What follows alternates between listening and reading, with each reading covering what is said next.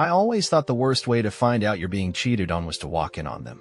You know, the whole "I came home early, and there they were" cliché. Turns out, that's the easy way. The real nightmare is looking at the woman you love, the one carrying what you thought was your child, and realizing, without a doubt, that she's been lying to you for months. I should have known. The signs were there. The sudden over-affection, the way she'd act guilty and try to make up for something I didn't even know about. The unexplained late nights, the way she clung to her phone like it was a life support machine. But love makes you blind, or at least it makes you ignore the gut feeling that's screaming at you to wake up. It wasn't until I overheard her best friend whispering at the baby shower, talking about how lucky she was that her ex came back into her life at the perfect time, that everything clicked. The way they exchanged that little look. A split second, but enough. Most men would have lost it right there. Caused a scene, yelled, maybe even begged for the truth. But me? I just smiled, kept my face calm, and walked right up to my glowing, pregnant wife as she basked in the attention of our friends and family. I kissed her on the cheek, whispered, "I know," and walked away. She looked confused, but she didn't follow me. Maybe she thought I meant I knew she was tired or stressed. Maybe she thought I was just being affectionate. She had no idea what I really meant. That night, I didn't sleep. Not because I was devastated. I was past that already. I was planning. The thing about betrayal is, it doesn't just hurt. It opens up a door, a new perspective. I wasn't thinking about how much I loved her anymore. I wasn't thinking about the baby. I was thinking about them, her and her ex, laughing behind my back. Thinking I was some fool who would raise another man's child while he got to enjoy the good times. I wasn't going to let that happen. The next morning, I started digging. First, I got access to our cell phone records. Patterns emerged immediately.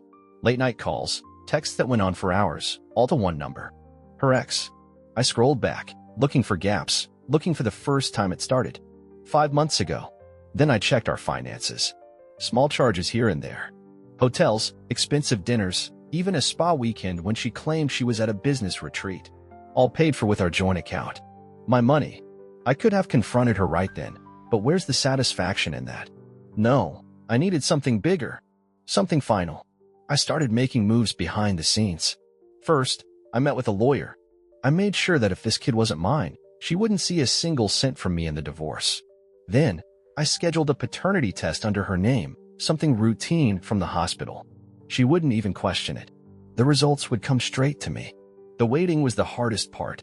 Pretending I didn't know, going through the motions, acting like the devoted husband while knowing she was probably sneaking texts to him when I wasn't looking.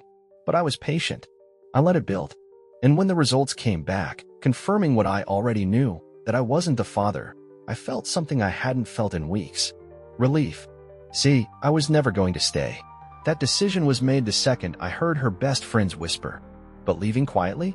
Walking away like the wounded husband? That wasn't enough. No, she was going to feel this. And so, I waited for the perfect moment. The day of the baby shower. Her happiest day. The day she would be surrounded by love, gifts, and celebration. That's when I would rip it all away. I always thought I had a good life. Not perfect, not a fairy tale, but the kind of life where you could say, I'm lucky. Katia and I had been together for 7 years, married for 3, and if someone had asked me a few months ago if I was happy, I would have said yes, without hesitation. Our home was warm and cozy, our evenings were peaceful, and our conversations were easy and natural. Life had its routine, but I loved that routine. Every morning, I woke up before her, made coffee, and gently woke her up with a kiss. She would always mumble something incoherent, bury her face in the pillow, then, after a few minutes, smile sleepily and reach for the cup. We always drank coffee together, sitting by the window, watching the neighbor's dog beg for treats from passersby. It was our little tradition, part of what made us feel like an unbreakable team. When Katia found out she was pregnant, she cried. But they were happy tears. I remember how she grabbed my phone and started recording my reaction, wanting to save the moment forever. I laughed and said, well, I guess it's time to buy a minivan and sign up for diaper-changing classes. She giggled and threw her arms around me. I was a good husband. Not perfect, no, but I tried. After work, I made sure to come home early because I knew she got tired easily from the pregnancy. I cooked dinner, helped with chores, massaged her feet when she complained about the swelling. I read parenting books, went with her to ultrasound appointments, got excited about every little milestone. I even started saving more money, thinking about upgrading to a bigger house where our child would have a comfortable life. Katia was the perfect wife. Or at least, that's what I thought. She had this way of making small things feel important. When I came home from work, she was always there at the door, like something out of an old movie, with that gentle smile I loved. She left little notes, on the fridge, in my wallet, even in my car. I love you. You're the best husband. Don't forget to smile today. Everything was too good. And now, looking back, I realized the signs were everywhere. At first, it was the little changes in her behavior. Katia suddenly became too affectionate. She told me she loved me more often, sometimes out of nowhere. Her kisses became longer, her gazes more distant. Back then, I thought it was just hormones, the pregnancy, the excitement of a new chapter in our lives. Then, there was her phone. It used to sit on the kitchen counter or the coffee table, and she never cared who called or texted. But lately, she took it everywhere, even to the bathroom. At night, when it lit up with messages, she would turn it face down. I joked, "What are you, a secret agent?" She just laughed it off. And then, her sudden work trips. Katia worked in a small marketing firm and had never traveled for work before. But over the past few months, she started taking overnight business trips to a city just a few hours away.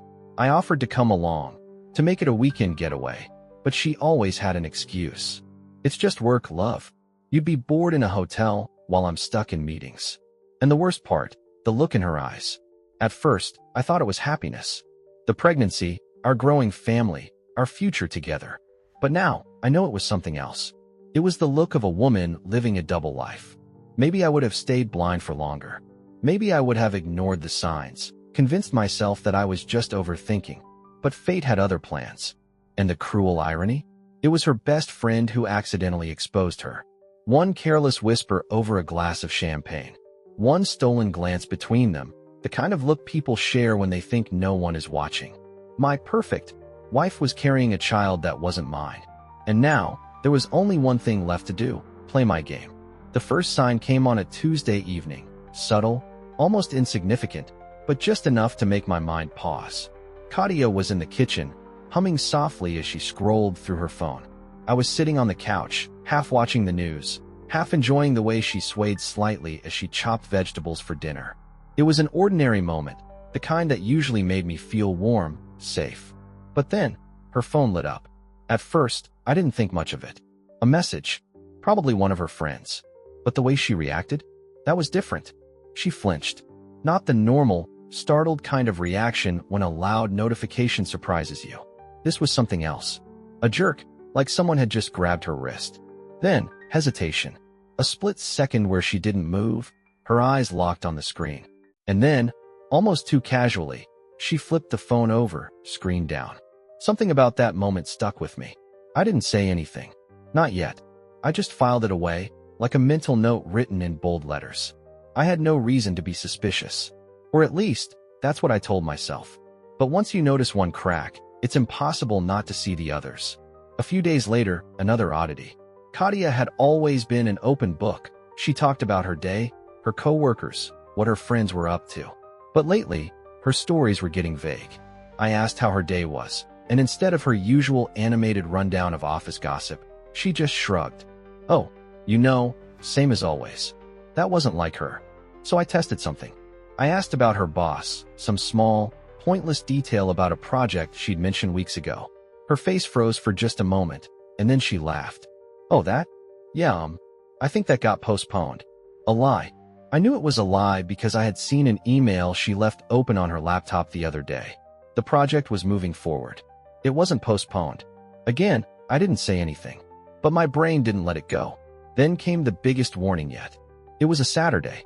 Katia had planned a girls' night out with her best friend, the same one who would later expose her without even realizing it. She got ready in our bedroom, slipping into a black dress that hugged her figure just a little too perfectly. She looked beautiful, and I told her so. She smiled, kissed me on the cheek, and said, "Don't wait up." Again, normal. But then, as she grabbed her purse, her phone buzzed. This time, I saw the name before she could hide it. Dimitro. Not her best friend. Not any of the women she usually went out with. Dimitro, her ex. I didn't react right away. I just sat there, pretending not to notice as she picked up her phone, hurriedly silenced the call, and shoved it into her purse. Too fast. Too deliberately. Something in my chest tightened. I wasn't a jealous man. I never had been. But I wasn't stupid, either. Katia and Dimitro had history. A messy history. They had dated on and off before we met, and from what she told me, he was always the one who couldn't let go. The type who made big, dramatic gestures, who sent just one last message months after the breakup. She had always rolled her eyes whenever his name came up, always assured me he was nothing but a bad memory. And yet, here he was, calling her at night, the same night she was going out, and she hadn't told me he was back in the picture. That was the moment I knew something was wrong. I didn't stop her from leaving. I didn't ask questions. Because at that moment, I didn't want excuses. I wanted proof. So I waited. Katia came home late. Too late. Past 2 in the morning. I wasn't asleep. I was lying in bed, staring at the ceiling, my mind running a marathon. When she walked in, I could smell his cologne on her. Not hers. Not mine. His. She kissed my forehead, whispered, "I love you," and slid into bed beside me, as if nothing had changed. But something had. That was the night I stopped being her husband in my heart. And the night I became something else. I no longer believed in coincidences. That night, when Katia slipped into bed smelling like another man's cologne, I knew the truth was out there. I just had to find it. I didn't confront her. Not yet. Confrontation would only give her time to cover her tracks, to twist the story, to gaslight me into thinking I was just being paranoid.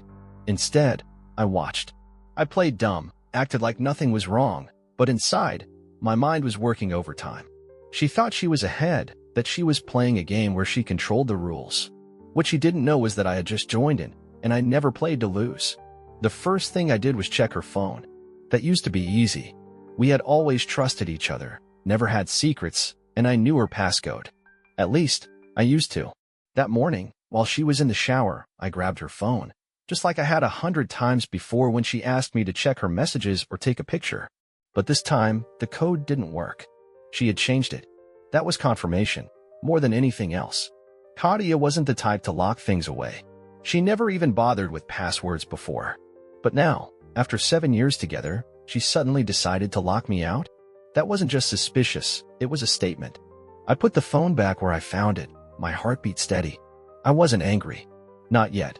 Anger was useless. What I needed now was information. I started small. Subtle questions, nothing too obvious. "How was your girl's night?" She smiled, kissed me, told me it was great. But she was careful, too careful. No details, no funny stories, no casual complaints about her friends. Katia always talked, always shared too much. But now?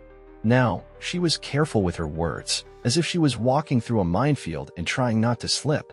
Then, I tested something else. "Where did you guys go?" A simple question. Her eyes flickered for half a second before she answered. "Oh, the usual place. The bar on Main Street." I nodded, smiling, acting like I believed her. But I didn't. I already knew she wasn't there. Before she even came home that night, I had checked her location. We shared our phone locations, not because we needed to, but because we had always trusted each other. But when I looked that night, her location was off. Disabled. Another red flag. The next day, I ran another test. I asked her best friend, casually, like it was nothing, "Hey, did you guys have fun at Main Street?" Her friend blinked, hesitated for half a second, then forced a smile. "Oh, yeah, it was great." She was lying. And now, I knew for sure. That's when I got serious. I needed real proof. Not suspicions, not gut feelings, hard evidence. I started watching her habits more closely. Katia had always been affectionate, but now her affection came in waves. Some days, she was too loving, smothering me with kisses and long hugs, almost as if she was trying to make herself believe she was still my wife. Other days, she was distant, lost in thought, staring at her phone with that same guilty look I had caught before. And then the biggest giveaway. One night, she went to bed early. Her phone was on the nightstand, face down, as usual. But this time, she forgot to mute it. I was in the kitchen when it happened. A text. A notification flashed across the screen, and in that split second, I saw the name. Dimitro. And the message, "I can't wait to see you again. I miss you." That was it. That was all I needed. I didn't grab the phone. I didn't wake her up. I just smiled. Because now, I wasn't guessing anymore. Now, I wasn't doubting myself, wondering if I was just imagining things. Now, I knew. Katia was cheating. And the best part? She had no idea that I knew. So I let her sleep peacefully, unaware that her world was about to crumble. Unaware that while she had been playing her little game, I had just rewritten the rules. It happened on a Friday night. A perfect night for betrayal. Katia had told me she was going out with her friends again. She kissed me on the cheek, just like always, smiled that same carefully practiced smile, and said, "Don't wait up." I nodded, pretending to be the oblivious husband she thought I was. But inside, I was calm. Too calm. Because tonight, I wasn't waiting. I was watching. I had already laid the groundwork. The night before, while she was in the shower, I installed a small tracking app on her phone. Nothing fancy, nothing too invasive, just enough to tell me where she really went. And now, as she walked out that door, dressed just a little too perfectly for a casual girls' night, I checked my screen and waited. 15 minutes later, I saw it. She wasn't heading toward the bar where she claimed her friends were. No, she was driving across town, to a part of the city that had nothing to do with her work, nothing to do with her social life. A place that, as far as I knew, had no reason to be part of her world at all. Except it did. Because I already knew where she was going. I grabbed my keys, got in my car, and drove. I wasn't in a hurry. No panic. No second thoughts. I already knew what I was going to find. I just needed to see it with my own eyes. It didn't take long. The app showed her location pinpointed at a small, dimly lit parking lot behind an apartment complex.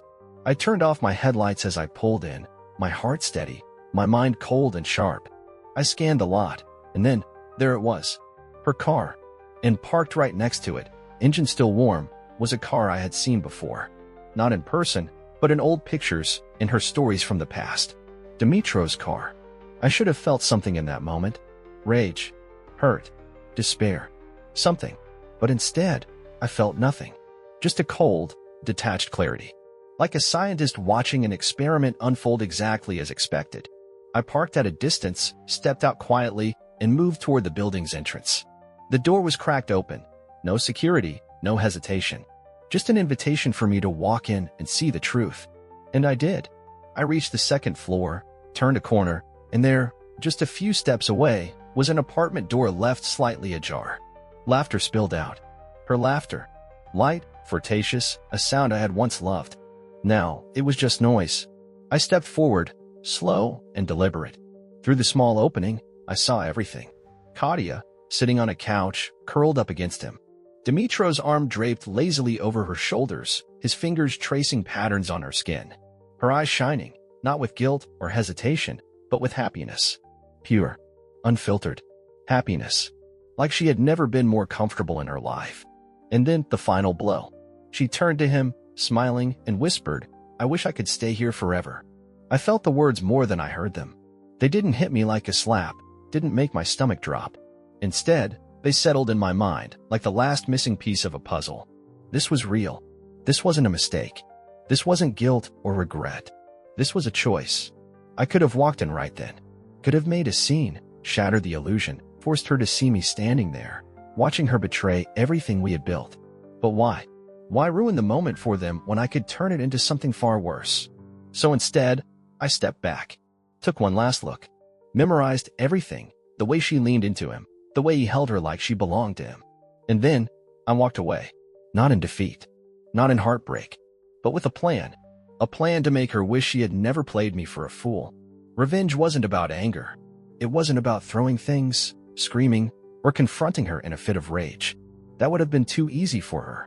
If I had stormed in that night, caught her red-handed, she would have cried, begged, spun some desperate lie, maybe even tried to turn it on me. She would have found a way to make herself the victim. And Dimitro? He would have just sat there, smirking, knowing he had one. No, that wasn't how this was going to end. I sat in my car for a long time after leaving that apartment, my mind working methodically, piece by piece. The goal wasn't just to leave. Leaving was mercy. The goal was to make her watch everything she had built collapse around her, brick by brick, while she stood helpless in the ruins. And the best part? She wouldn't even see it coming. Katia had always cared about appearances. She wasn't just someone who cheated. She was someone who needed to look like the perfect wife, the perfect soon-to-be mother, the perfect woman. She had built a life where everyone thought she was kind, devoted, innocent. That was her weakness. She needed people to admire her, to praise her. She needed their validation. So, I decided that I would take away the one thing she cherished the most, her reputation. I started with our finances. Quietly, methodically. We had a joint account, but I had my own savings, my own investments. Over the next few days, I moved everything. Every dollar, every asset that was in my name. Every bit of liquidity she might have had access to. The house? I had already been making moves to sell it. She didn't know that yet. The moment the papers were finalized, she would come home to a house that was no longer hers. The money she thought she could count on? Gone. Next, I set my sights on her social world. Katia thrived on being the center of attention, on being the woman other women envied. And so, I reached out quietly, subtly, to the people in our lives. A few carefully placed conversations, a few casual remarks. Nothing direct. Just suggestions. Yeah, I don't know. She's been acting strange lately. It's probably just the pregnancy hormones, but she's been distant. She takes a lot of secret calls. I let them come to their own conclusions. I didn't tell them she was cheating. I let them suspect it. That was more dangerous. That was more permanent. Then, I set up the final blow. The baby shower. She thought it was going to be her perfect day, a day where she was surrounded by love, gifts, admiration. A day where she would bask in the glow of motherhood, where everyone would tell her how lucky she was, how beautiful she looked, how wonderful her life was going to be. But instead, it would be the day she lost everything. I prepared carefully. I had the paternity test results in hand. I had the photos, the ones I had taken from a distance, her and Dimitro, laughing, touching, kissing. I had screenshots of their messages, the ones she thought she had deleted. I had spoken to her parents, her closest friends, made sure they were all going to be there. I wanted the maximum audience. And then, just to twist the knife a little deeper, I invited Dimitro. Anonymously, of course. A little message, pretending to be from Katia. I need to see you today. It's important. Come to the baby shower. He wouldn't be able to resist. And when he walked in, when she saw him standing there, confused, looking at her with the same smirk he probably had the night they betrayed me, it would be too late. Because by then, the truth would already be out. She thought she had been playing a game. She thought she was in control. She had no idea the game had just turned against her. The day of the baby shower arrived like a loaded gun, and I was the one holding the trigger. Everything was set. The decorations, the cake, the guests, all of it meticulously arranged to look like a celebration. But in reality, it was an execution. Katia was glowing that morning, smiling at herself in the mirror, fixing her hair with the same delicate care she had always used. She had no idea, no clue that the very foundation of her perfect little world had already been cracked, and today, in front of everyone, I was going to shatter it completely. She walked into the venue with the confidence of a woman who believed she had everything. Friends and family greeted her with hugs, compliments, laughter. She basked in it. The center of attention, just the way she liked it. I played along, my mask perfectly in place. I smiled, kissed her on the cheek, whispered, "You look beautiful today." She smiled back, not knowing that in a few minutes, that same face would be drained of all color. I waited until the moment was perfect. The party was in full swing, chatter, clinking glasses, guests passing around tiny baby socks and onesies, making predictions about the baby's gender. Katia was at the center of it all, sitting in her designated chair, laughing, glowing, unaware. And then, as the guests quieted down, expecting me to give a heartfelt toast about how excited I was to be a father, I stepped forward, glass in hand, a warm, almost casual smile on my face. "First of all, thank you all for coming today," I began, my voice steady. "It means the world to celebrate this special moment with our closest friends and family. A new life is a blessing, and every child deserves to be born into a family full of love, honesty, and trust." I let the words hang in the air, letting their weight settle just enough to make a few people glance at each other. Then I turned to Katia, locking eyes with her. "You know, Katia, I've spent the past few months getting ready to be a father. Reading books, saving money, planning for our future." I took a small pause, sipping my drink. But there's one thing I didn't expect. One thing I didn't prepare for. Silence. Absolute, dead silence. I pulled out an envelope from my pocket, holding it up for everyone to see.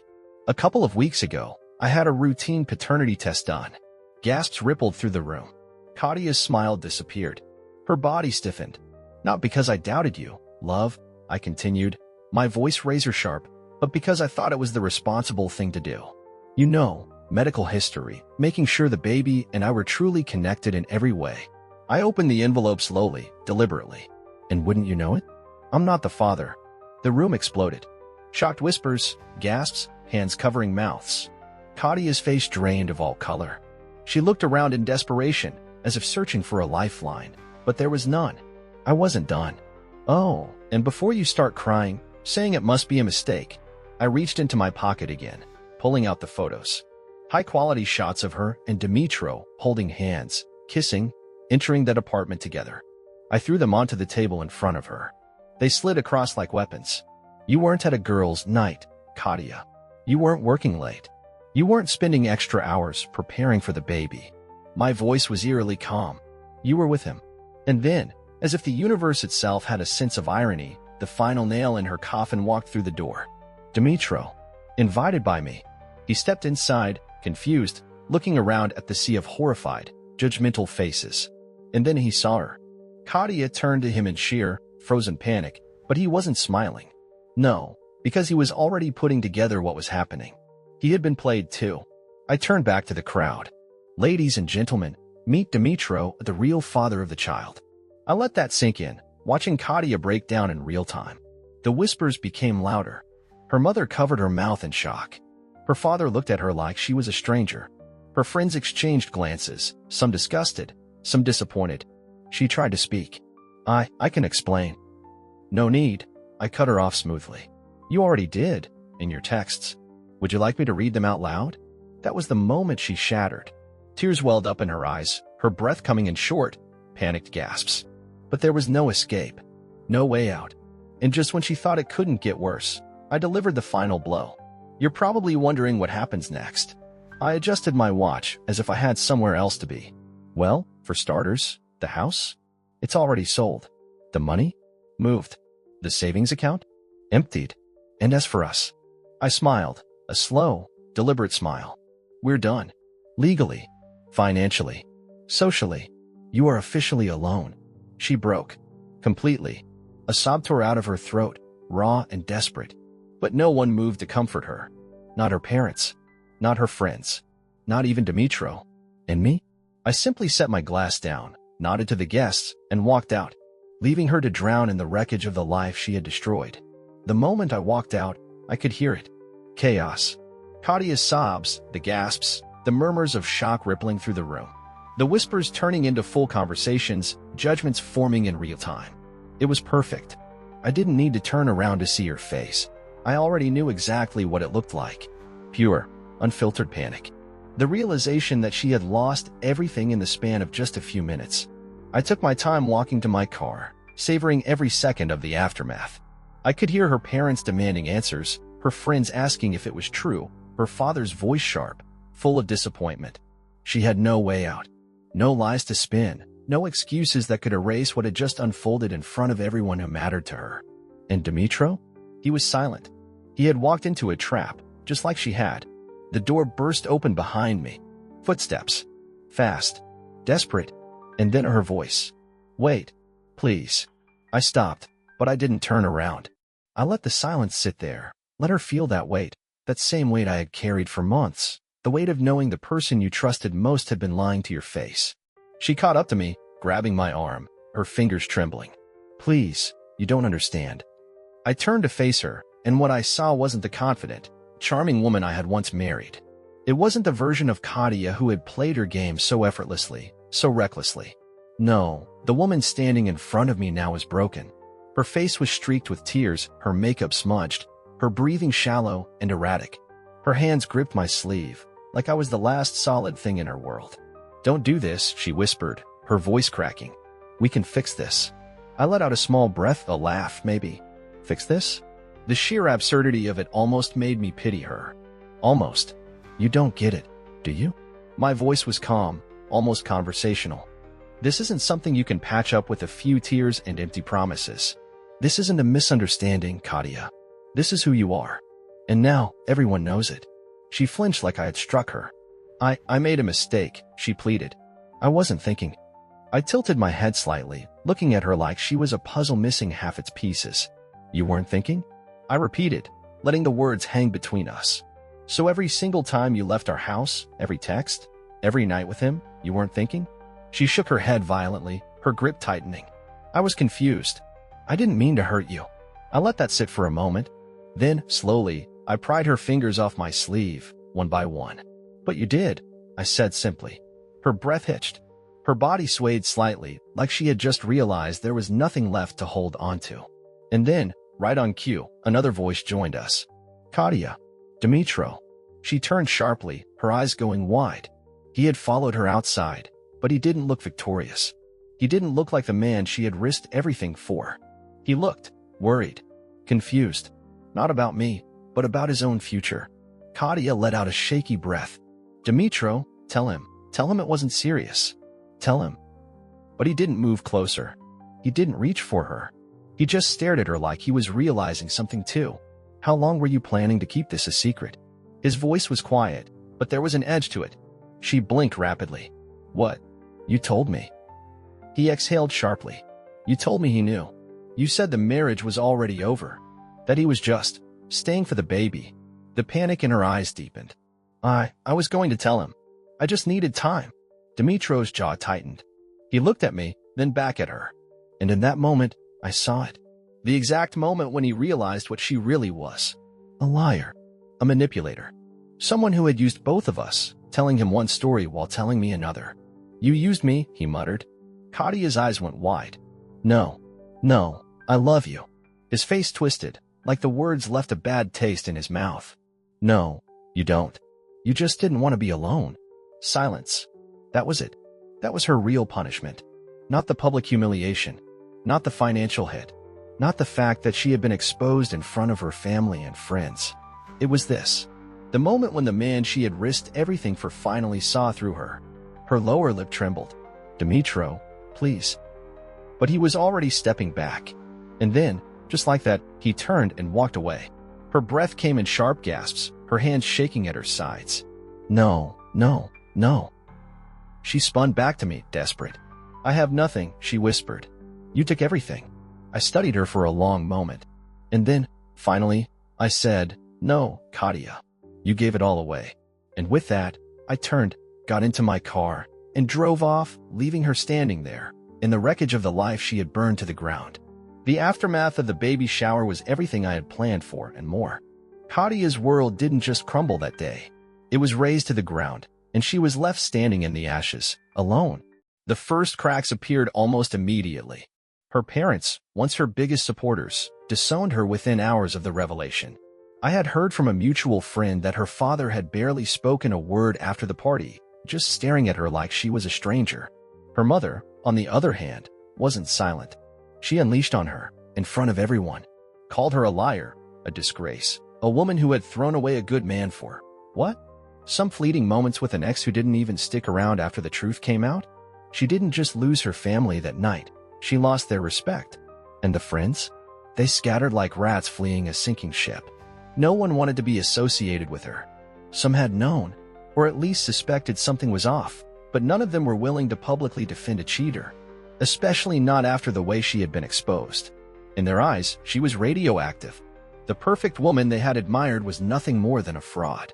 Even her best friend, the one who had unintentionally started this whole downfall with a careless whisper, cut ties. I later found out that she had been furious at Katia for dragging her into this mess. I can't believe you made me defend you, she had yelled at her, before blocking her number. And Dimitro? He didn't look back. After that night, he vanished. No calls. No messages.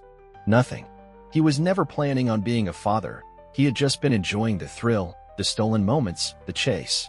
But once the fantasy shattered and he saw her for who she really was, he did what any selfish coward would do. He walked away.